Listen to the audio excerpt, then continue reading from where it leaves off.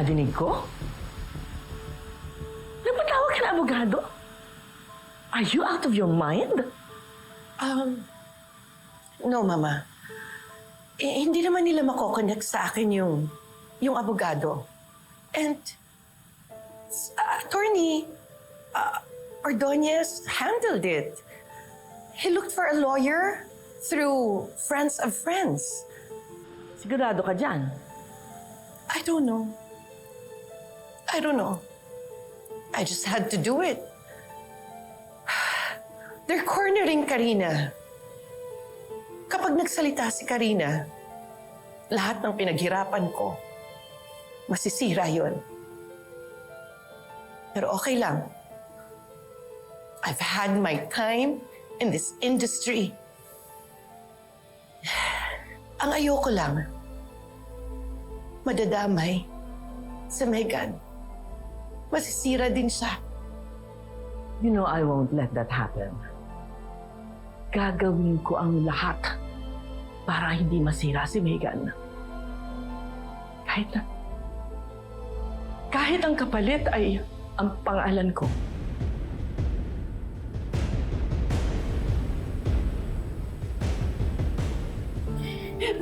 Gusto kong malaman po. Sakit. Nakakakakit. Ginamit niya yung anak ko. Ginamit niyo ako. Ang pinakamasakit, si Perry dinamay niyo. Sinira niyo ang buhay ng asawa ko. Masaya ka? Masaya ka? Ha? Ako pwedeng matanggalan ng asawa. Yung anak ko pwedeng matanggalan, mawalan ng ama. Masaya kayo?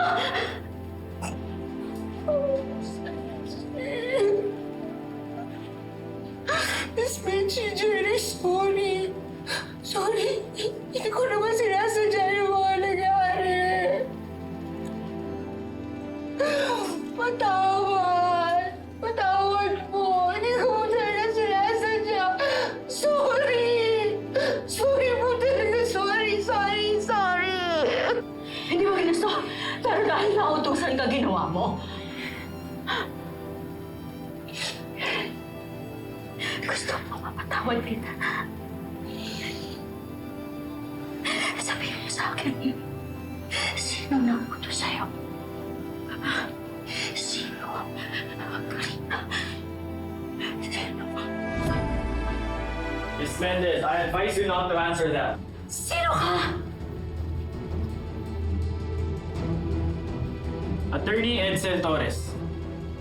Counsel ni Miss Karina Mendez. Pinapunta ako ng kapatid niya. From this point forward, my client will no longer be answering any of your questions. She's not obliged to answer any of your questions. Asigusuhin ko ang piyansa mo first thing in the morning. Para makalabas ka habang pinaghahandaan lahat ng mga kaso laban sa'yo.